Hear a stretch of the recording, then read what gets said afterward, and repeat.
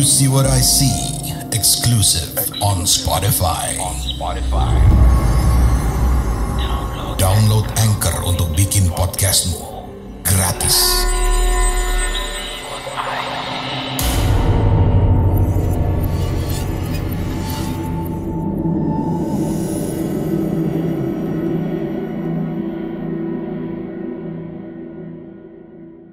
Halo, Assalamualaikum warga desa Sukawedi, pendengar setia podcast Do You See What I See. Semoga kalian dalam keadaan sehat selalu dimanapun berada.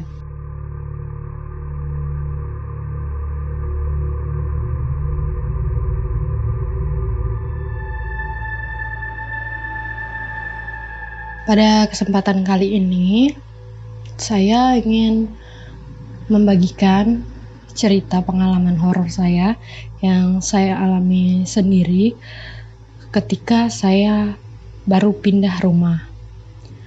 Nah, sebenarnya di sini ada tiga cerita ya, karena saya itu setelah menikah tuh sempat 3 kali pindah sampai akhirnya alhamdulillah punya rumah sendiri.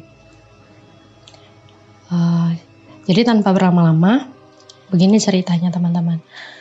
Ini cerita yang pertama ya. Jadi waktu itu setelah menikah, suami ini ngajak tinggal di rumah punya bibinya. Jadi memang sebelum nikah itu suami ini kan orang luar kota ya. Jadi beda kota sama saya, tapi kerjanya di kota tempat saya tinggal. Nah, kebetulan dia itu punya bibi yang pernah tinggal di kota saya. Jadi sebut aja kota tempat tinggal saya ini kota PR. Nah, di kota PR ini bibinya itu sempat tinggal lama karena memang suaminya itu juga kerja di kota PR. Tapi karena meninggal pada 2010, akhirnya bibi kami ini, bibi I itu memutuskan buat pulang ke kota asal mereka di kota PL. Nah, jadi positif rumahnya kosong kan, karena suami ini kerja di kota PR juga. Akhirnya sama bibi itu ya udah, daripada mau sewa rumah, mau cari kontrakan, mending kamu aja yang tunggu dan ya minta tolong dibersihkan lah selayaknya kita menunggu rumah orang ya. Jadi sama suami itu kalau dia lagi mau masuk kerja atau dia libur itu dibersihin sama dia. Rumahnya lumayan besar karena bibi ini dulu suaminya itu lumayan punya jabatan lah ya di perusahaan tempat dia bekerja. Jadi rumahnya itu lumayan besar, 2 lantai, punya sebuah warung karena memang dulu bibi itu sempat jualan, punya sebuah warung. Di belakang warung itu ada kolam ikan yang lumayan besar dan ada sebuah gazebo di sudut. Tapi karena memang rumahnya sudah lama kosong, jadi warung udah terbengkalai, gazebo dan kolamnya juga udah terbengkalai. Jadi area sebelah sana itu di samping rumah itu lumayan serem ya. Ada 2 pohon rambutan, di belakang juga ada pohon pete, ada pohon bukan rambutan, pohon rambutannya cuma 1, ada 2 pohon mangga. Jadi di situ tuh suasananya rindang gitu, rimbun ya. Dan di sebelah rumah bibi itu tanah kosong yang lumayan besar. Di sampingnya tuh langsung dinding rumah tetangga, tapi dindingnya tinggi gitu. Di depan juga rumah tetangga, di seberang jalan ada rumah tetangga, dan di sana kebanyakan rumahnya itu halamannya luas-luas dan pagarnya tinggi-tinggi karena memang itu daerah perumahan para pensiunan dari perusahaan tempat suami bibi tadi bekerja. Bisa dibilang sih lumayan perumahan elit ya, cuman perumahan elit di kota kecil. Jadi nggak nggak yang elit-elit banget lah gitu. Pokoknya kalau teman-teman bayangin itu rumah-rumah besar yang ada di tengah-tengah kota, tapi masih lumayan banyak kebun gitu. Pokoknya bukan yang elit-elit banget lah, tapi untuk bangunan lumayan luas-luas di sana. Jadi singkat cerita, karena suami ini belum nemu kontrakan yang pas dan bibi juga masih ngizinin kita tinggal di sana, akhirnya kita tinggal di sana sembari nantilah cari kontrakan yang cocok gitu, mau cari kontrakan atau kalau memang ada rezeki mau langsung beli rumah gitu. Nah untuk suami sendiri ini kerjanya itu sebagai sopir di sebuah perusahaan pengeboran minyak. Jadi kerjanya itu sering nginap di lokasi pengeboran. Untuk jadwalnya biasanya 14 hari kerja, 7 hari off. Nah, pada saat itu sebenarnya sih waktu kita menikah itu bukan waktunya off suami. Jadi harusnya itu masih sekitar semingguan lagi mungkin jadwal off-nya ya. Dan itu dia nggak bisa ambil cuti lama-lama gitu. Karena kan untuk proses pengeboran kan jalan terus, walaupun lebaran sekalipun yang kena cas kerja nggak bisa sembarangan turun, sembarangan libur. Akhirnya teman-teman yang rekan dia yang gantian gitu, yang sesama dia yang lagi libur, bilang sama dia, ya udah aku lanjut aja, kamu silakan libur, nanti gitu jadwal aku libur kamu aja yang gantiin gitu. Pokoknya ibaratnya tuh minta ganti hari lah gitu ya, jadi saling nutupin hari gitu pokoknya. Jadi pada waktu itu kan jadwal libur suami kan 7 hari. Jadi kita ambilnya 7 hari setelah nikah aja. Untuk sebelum nikah itu suami yang ambil cuti 3 hari. Jadi temennya nutupin dia kerja, gantiin dia kerja itu 10 hari. Nah, singkat cerita, begitu udah nikah nih, udah seminggu, udah pindah ke rumah bibi ya. Selesai nikah beberapa hari kita langsung pindah ke rumah bibi. Jadi suami ini ngusahain udah pindah, dan begitu udah pindah dia udah bisa kerja gitu, biar nggak jadi beban lagi lah. Kalau mau nunggu dia lagi kan harus nunggu 2 minggu kemudian baru bisa pindah gitu.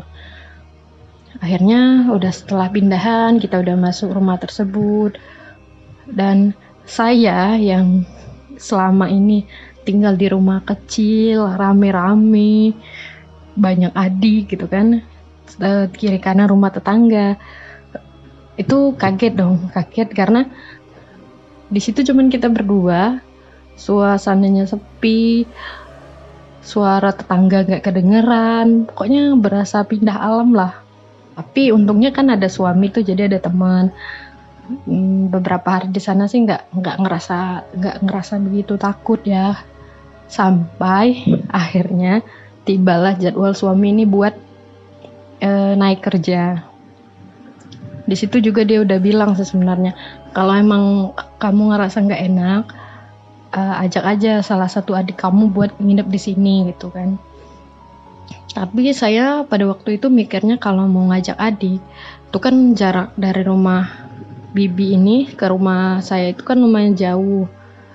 Sedangkan pada saat itu saya belum bisa bawa motor, jadi harus mengeluarkan ongkos ojek, harus bolak-balik. Dan kalau nggak salah waktu itu masuk kerjanya itu malam Senin. Kalau ngajak adik tuh memang minggu kan nggak sekolah, besoknya pasti sekolah dong, masuk sekolah hari Senin. Dan itu pasti repot banget, dia harus bawa seragam, pagi-pagi udah harus dia sekolah. Sedangkan kan kalau di dekat rumah orang tua kan sekolahnya deket ya, udah banyak ojek langganan. Kalau di sana mau sama siapa, cari ojek yang lain juga kita khawatir gitu kan, kita belum lama di daerah itu. Akhirnya saya bilang nggak usah, biar saya sendiri aja, saya berani kok, saya bilang gitu kan. Suami tuh masih agak ragu ya, dia bilang beneran kamu nggak takut, beneran berani? Saya bilang berani kok, insya Allah, yakin aja gitu kan. Akhirnya setelah malam, udah selesai makan malam, saya bantuin dia bawa barangnya, bawa tas dia, bawa perlengkapan dia buat kerja. Akhirnya itu kalau nggak salah habis maghrib atau habis isya, mungkin habis isya ya, dia pamit tuh berangkat. Saya berangkat kerja dulu gitu katanya kan. Saya udah nggak apa-apa, hati-hati di jalan, udah masuk aja gitu katanya, biar saya yang nutup pagar. Dia keluarin mobil, pagar dia tutup, dia kunci. Jadi kita itu punya kunci masing-masing ya, dia kunci. Saya udah di depan pintu gitu kan, sambil ngelihat dari balik terali. Dia langsung bilang udah masuk aja, nggak apa-apa gitu katanya. Akhirnya saya tutup pintu, saya kunci. Saya masih ngintip tuh kan dari balik gorden ya. Akhirnya mobil suami jalan. Begitu udah jalan, saya mau putar balik, itu langsung nyium aroma pandan yang wangi banget. Saya masih coba positif thinking ya, mungkin itu musang. Jadi kalau di daerah saya itu kalau ada musang biasanya identik baunya bau pandan. Saya pikir mungkin itu musang, nggak usah khawatir. Saya masuk, jadi di rumah bibi itu dari pintu tuh ada ruang tamu yang lumayan besar. Masuk, lalu ada belok ke kiri tuh langsung ke ruang keluarga. Sisi kanan ada kamar. Nah, kamar yang saya tempatin itu di sebelah kiri. Di sebelah kiri, tembak lurus dari depan pintu kamar itu ada dapur, ada tangga naik ke atas, sama di belakangnya itu ruang makan. Saya akhirnya ambil minum ya, ke dapur ambil minum. Pokoknya apapun yang saya butuhin itu saya ambil semua, saya bawa ke kamar supaya saya nggak keluar lagi gitu. Karena jujur sebenarnya saya takut gitu kan, tapi karena nggak mau suami khawatir, saya bilang berani aja gitu. Akhirnya udah saya masuk kamar, saya tutup pintu, saya nyalain TV dan suaranya saya gedein supaya saya nggak merasa kesepian gitu. Hanya entah berapa lama, akhirnya saya tertidur. Nah, di dalam tidur saya itu antara sadar dengan enggak, saya itu kan pakai selimut ya tidurnya, pakai selimut.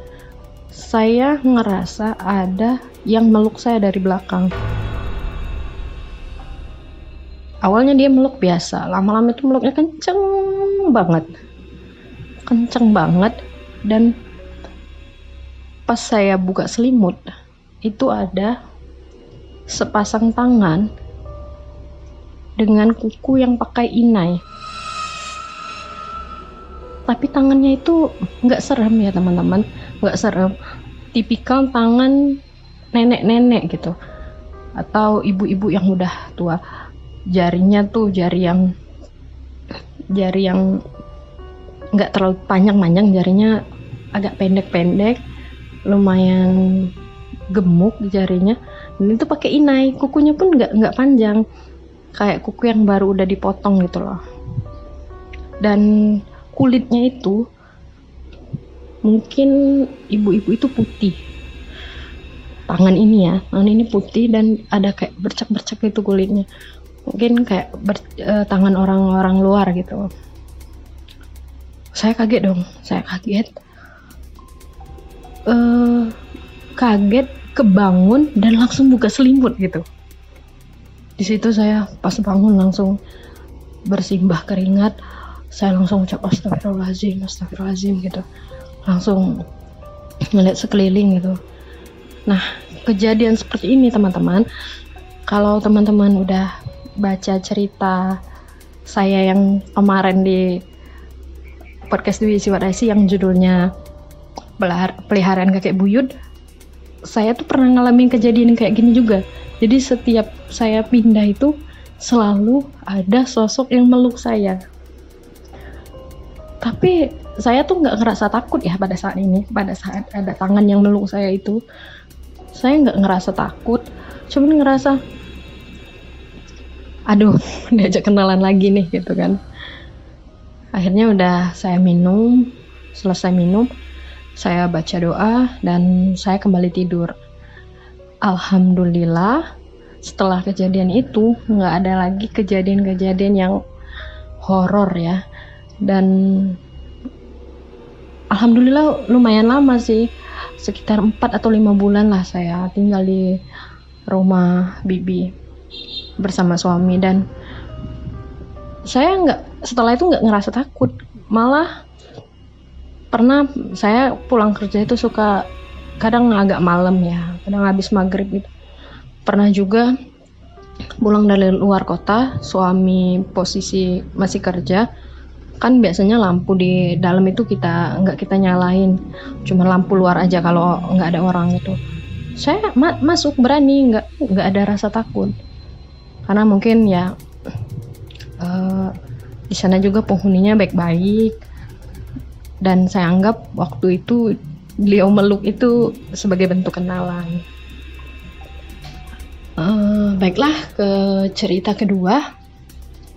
Setelah 5 bulan di rumah bibi itu, alhamdulillah ada perusahaan gas. Jadi di kota saya itu ada proyek pemerintah buat pemasangan gas alam ke rumah-rumah. Nah, perusahaan ini yang dapat tender itu ya, yang dapat kerjaan itu. Jadi mereka mau sewa rumah bibi. Ya, daripada kosong gitu kan, mending disewakan. Dan kami juga alhamdulillah pada saat itu dapat sebuah rumah kontrakan yang nggak terlalu jauh dari rumah bibi itu, cuman beda 1 lorong gitu. Mungkin kaminya juga nggak mau jauh-jauh dari sana ya, udah nyaman, udah kenal dengan orang-orang daerah sekitar sana. Akhirnya kita pindah ke rumah kontrakan itu. Rumahnya itu kayak rumah bedengan, cuma 2 pintu. Dan lokasinya itu berada di belakang rumah yang punya kontrakan. Posisi rumahnya ini nggak jauh dari jalan besar.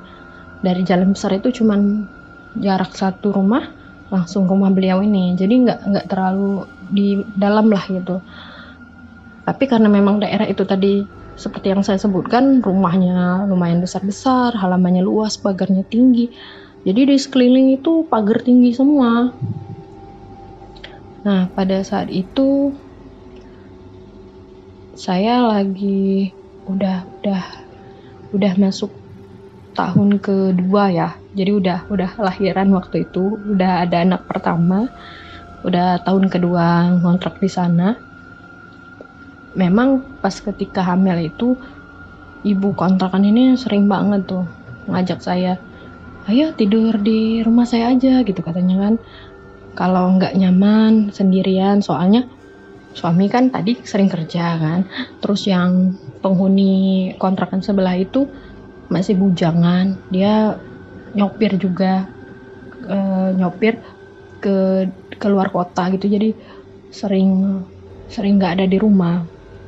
Nah, ibu kontrakan ini nih punya 2 anak dan masih single semua.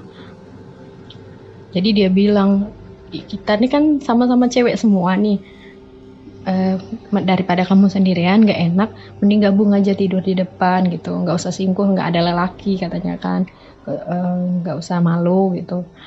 Tapi ya karena kita udah punya rumah sendiri ya, walaupun nyewa, itu kan udah seperti rumah kita sendiri, jadi lebih nyaman di rumah sebenarnya. Jadi pada saat itu beberapa kali saya tolak gitu kan. Nah, di belakang rumah kontrakan saya ini kan pagar orang, terus di samping itu ada pohon kelapa gading, kelapa yang kuning itu. Nah, setelah melahirkan, ibu kontrakan ini, kita sebut aja namanya Bu Das ya. Bu Das ini baru cerita, tahu nggak kamu dulu ibu sering ngajakin kamu pindah tidur ke depan itu kenapa? Katanya. Ya karena ibu khawatir kan saya tidur sendiri. Enggak, katanya, karena anaknya yang kedua ini namanya Mbak Selin. Mbak Selin itu ternyata anak IndiHome dan dia itu sering ngeliat di pohon kelapa tadi itu ada Mbak Kun yang lagi nongkrong dan nongkrong sambil nguntai-nguntai kakinya, nyisir-nyisir rambut gitu kan. Ya mungkin lagi ngeliatin saya gitu, lagi mantau kamu lah, kata Bu Das gitu kan. Wah Bu, alhamdulillah ibu ceritanya sekarang gitu, saya bilang kan. Kalau ibu ceritanya kemarin pasti saya takut gitu. Ya makanya saya nggak mau cerita kemarin, baru ceritanya sekarang, katanya. Nah singkat cerita, jadi udah lahir nih anak pertama, anak saya cewek. Begitu anak saya umur 6 atau 7 bulan, itu kan suami kerja posisinya, jadi saya tinggal berdua aja. Rumah kontrakan saya ini di depannya itu ada teras, masuk langsung ke ruang tamu, ada pintu ke kiri itu langsung ruang makan, dapur, kamar mandi, dan di sebelah kirinya itu kamar. Nah di kamar saya sendiri itu kasur, di samping kasur ada lemari, terus ada jendela. Jadi saya tuh sore-sore tuh sebelum tidur sekitar jam 9 itu seperti ada yang nabrak jendela gitu. Entah itu mungkin burung atau apa, tapi nggak tahu lah ya. Kalau kucing nggak mungkin lah nabrak jendela. Itu nggak motif kucing itu buat nabrak jendela gitu kan. Karena saya tidur kepala saya di atasnya jendela itu, jadi lumayan kaget kan. Astagfirullahaladzim gitu. Dan waktu itu mau ngintip saya tuh nggak punya keberanian. Akhirnya saya diemin aja gitu kan. Saya pikir mungkin maling. Tapi kalau maling kan sekitaran rumahnya Bu Das ini pagarnya tinggi semua gitu. Makanya saya punya rasa takut waktu itu. Saya baca-baca doa, saya baca surah-surah pendek. Di samping saya anak saya udah tidur dari sore waktu itu. Di dekat lemari itu di sebelah kanan saya ya, ada adik saya yang lelaki itu sedang duduk.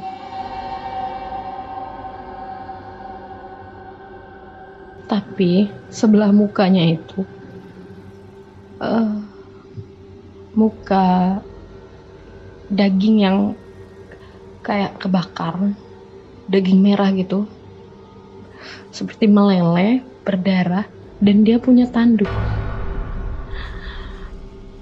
Dia nih ngomong ke saya, kamu mana Tuhanmu? Panggil Tuhanmu.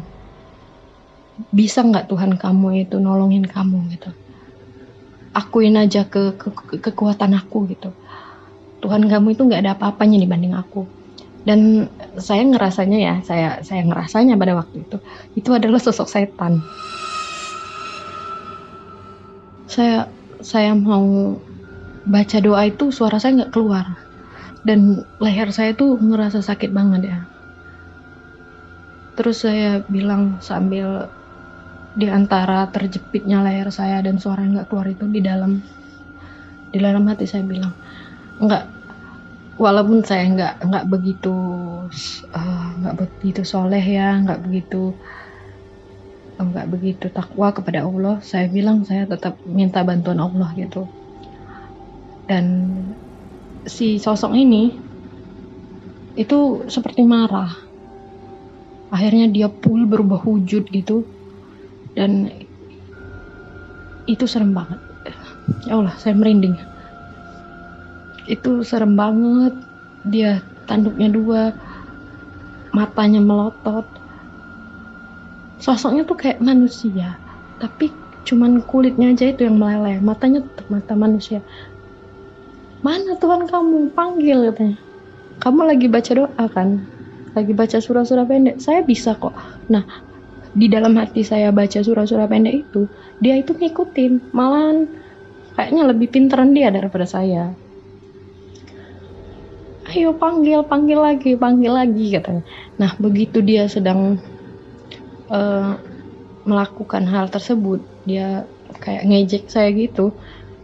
Anak saya yang di sebelah ini kan tadinya tidur miring ngadep dinding, itu dia miring ke sini, miring ke sebelah saya, dan sosok ini kembali ke wujud adik lelaki saya, tapi masih dengan tatapan dia yang jahat itu. Ayo katanya, ayo mana Tuhanmu? Nggak bisa kan Tuhanmu nolong kamu? Yang bisa nolong kamu saat ini itu cuman saya yang bisa nolong kamu. Tuhanmu itu nggak bisa. Jadi buat apa kamu percaya sama Tuhan kamu? Pokoknya dia itu mengeluarkan kata-kata yang menggoyahkan iman lah ya. Tapi alhamdulillahnya di sana saya tetap baca doa hingga akhirnya entah gimana kejadiannya, saya tuh kayak tersentak, astagfirullahaladzim. Saya langsung noleh dan itu kayak ada asap gitu loh, kayak asap hilang pss gitu ya. Dan itu saya langsung bersibak keringat, saya langsung baca doa, saya langsung cek anak saya kan. Sampai pagi tuh nggak bisa tidur lagi, dan udah jam 3 atau jam 4 ya. Akhirnya saya nggak tidur lagi, saya jagain anak saya berdoa, saya baca-baca surah pendek dan mutusin buat nunggu sholat subuh aja gitu, sekalian sholat subuh. Jadi kalau di sana sih cuman itu ya, agak serem. Dan memang beberapa kali kalau di tempat Buddhas ini saya ngerasa nggak enak gitu. Buddhas juga sering cerita kalau dulu ada lagi nih, satu lagi anaknya Buddhas yang bungsu itu, Mbak Rina itu seorang koat dan dia lagi tugas di Lebanon waktu itu. Nah Mbak Rina ini juga agak sensitif lah ya, bisa dikatakan lah IndiHome ya. Jadi menurut cerita Buddhas, dulu anaknya ini memang sering lihat di halamannya Buddhas ini kan ada pohon jambu. Itu di atas pohon jambu itu Mbak Kuntil yang lagi nongkrong gitu. Jadi kan anaknya ini cewek tapi tomboy kan Mbak Rina ini ya, makanya dia jadi koat. Terus di samping rumahnya itu kan pagar tinggi dan ada pohon-pohon tebu. Nah di dekat pohon tebu itu, ini anak-anak ini lagi malam-malam suka main petak umpet ya. Random juga sih sebenarnya anak-anak daerah sana. Itu di pagar itu dia melihat kepala pocong, cuman batas kepalanya aja tuh kan ada yang kunciran di atasnya ya. Nah itu di antara pohon-pohon tebu dia ngeliat itu. Tapi anehnya anak-anak ini berani-berani aja kan, karena mungkin udah biasa ya lihat yang kayak gitu. Udah itu aja sih cerita kalau yang di kontrakan kedua. Nah untuk cerita ketiga ini nggak terlalu serem sih, cuman aneh aja menurut saya. Jadi alhamdulillah ketika hamil anak kedua, kami punya rezeki buat beli rumah sendiri. Dan rumahnya ini teman-teman cuman beda satu lorong dari kontrakannya Buddhas. Kayaknya memang kami suami istri ini memang nggak mau pergi jauh dari daerah ini ya. Jadi cuman pindah satu lorong, nggak jauh-jauh pindahnya. Nah rumah ini tuh rumah tipe 36, dan di sampingnya itu ada satu rumah lagi. Jadi dia tipe yang gandengan gitu ya, 2 rumah. Di rumah di sebelah itu kosong, punya polisi dan dijadiin buat tempat beliau nyimpen kursi-kursi. Jadi beliau ini punya usaha buat nyewain kursi plastik buat acara nikahan gitu. Dan itu kosong, cuman dibuka kalau mau ngambil barang aja. Sedangkan kalau di depan rumah kami ini ngadep ke arah timur, itu ada kebun yang lumayan luas, yang ditanamin pisang, singkong, dan di samping rumah saya, di samping kiri ada jalan, lalu ada rumah bedengan, 4 bedeng, dan waktu itu cuman 2 yang terisi. Kalau di belakang itu rumah tetangga juga, rumah tipe 36 juga. Untuk rumah saya sendiri itu kalau kita masuk tuh ya, halaman, masuk ruang tamu, sebelah kiri kamar mandi, ada kamar lagi, dan ke belakang itu langsung halaman. Pada saat itu halaman belakang, halaman samping gitu kan. Pokoknya dari belakang itu saya bisa lihat atap rumah bedeng yang di samping. Karena pada saat itu saya kerja, jadi saya ini punya kebiasaan kalau pulang kerja itu saya nyucinya malam. Jadi habis kadang malam, kadang juga sore. Pokoknya kalau misal pulangnya 4:30 ya, kadang 4:30 langsung cuci, kadang juga habis maghrib gitu. Nah, pada waktu itu saya itu pulangnya jam 4, agak lebih cepet, jadi langsung nyuci, langsung masak sambil ngomong anak gitu. Dan hari itu lumayan sepi di daerah saya, memang kebiasaan sepi, dan hari itu lebih sepi lagi. Begitu selesai nyuci, mungkin udah sore, udah sekitar jam 5:30, mungkin udah mendekatin maghrib lah. Saya karena takut cucian ini bau, jadi sama saya udah kering itu, langsung saya jemurin di belakang, yang di halaman belakang tadi. Di situ memang ada jemuran kan. Saya sambil jemur gitu kan, anak saya sambil di dekat pintu tuh main gitu kan. Nah, begitu saya ngejemur pakaian ini, saya nggak sengaja noleh ke arah rumah bedengan yang di samping tadi, yang deket jalan. Di atas atapnya itu saya ngeliat kayak kain yang udah lecek itu jatuh, kayak terbang gitu loh, terbangnya dari atas ke bawah. Yang logikanya kalau memang itu kertas, kok ya tinggi banget terbangnya gitu. Kalau memang itu kain dari mana, kain siapa gitu kan. Dan itu seketika perasaan saya langsung gak enak. Itu cuman kain, tapi nggak ada kepalanya, nggak ada rambutnya, cuman kain selembar kain, tapi udah lecek dan kumal kan gitu. Karena udah ngerasa nggak enak ya, akhirnya ini sebagian cucian ini saya tinggalin aja di luar. Dan anak saya yang lagi duduk ini itu kayak lagi marahin seseorang. Dia langsung kayak maaf teman-teman, dia kayak marahin seseorang gitu, lagi kayak kan baru udah bisa ngomong tapi nggak terlalu lancar gitu, gitu katanya. Saya bilang, kakak lihat apa gitu kan. Dia ngelengin kepala, dia langsung minta gendong, langsung nangis waktu itu. Dan itu nggak biasa, karena anak ini lumayan anaknya yang anteng ya, bukan tipe anak yang suka nangisan gitu.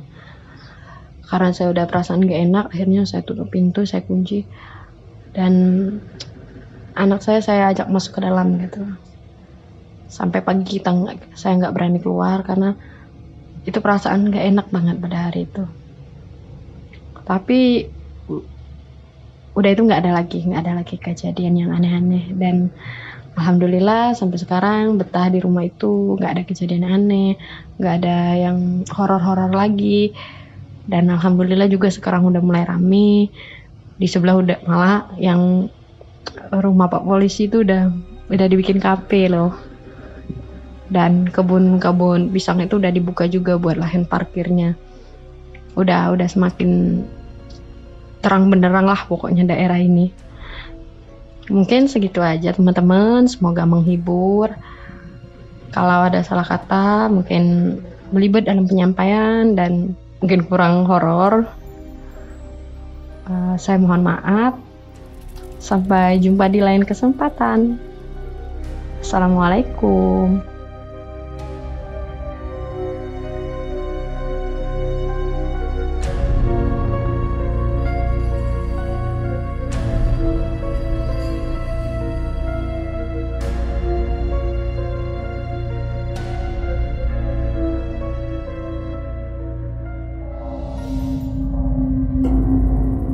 Kamu punya pengalaman horor? Kirim ceritamu ke podcast.ceritahoror@gmail.com.